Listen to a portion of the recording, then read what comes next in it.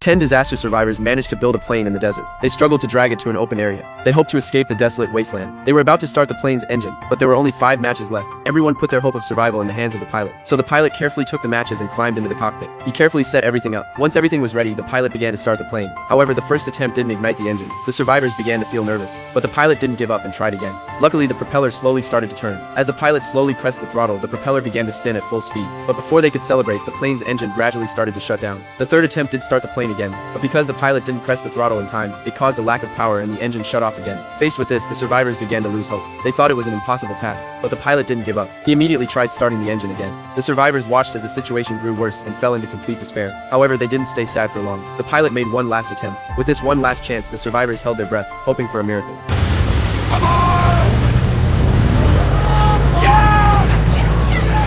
Sure enough, the pilot successfully started the engine. He immediately told everyone to board the plane. Although everyone had to lie on the wings, at least they could leave the barren desert. Just as they were about to take off, a group of bandits suddenly appeared not far away and rushed toward them. If this takeoff fails to go smoothly, everyone will fall into the abyss ahead. It turns out that not long ago, a transport plane suddenly arrived at the oil extraction base. Karen realized something was seriously wrong, so she immediately went to ask the supervisor. She learned the company had decided to shut down the base and evacuate all staff immediately. She understood the supervisor was determined to shut down the well. Karen had no choice but to speak to the pilot. However, the captain said he only flew the plane. He didn't care whether the well remained open. The situation had already become irreversible. Karen had no choice but to accept reality. Soon the staff shut down the well and boarded the plane heading back. But just as the plane was about to close its doors, a stranger walked toward the gate. He said he had walked here on foot and wanted a ride back to the city. So the captain allowed him to board. But what they didn't expect was, shortly after the plane took off, a massive sandstorm suddenly appeared ahead. The co-pilot John insisted they should return immediately and wait for the storm to pass. But the captain believed that would waste a full day, so he chose to push forward. Then a passenger rushed into the cockpit, saying the plane was already seriously overloaded and they should return for safety. But the captain ignored the warning and insisted on flying through the storm. But as they reached the center of the storm, the plane suddenly lost control.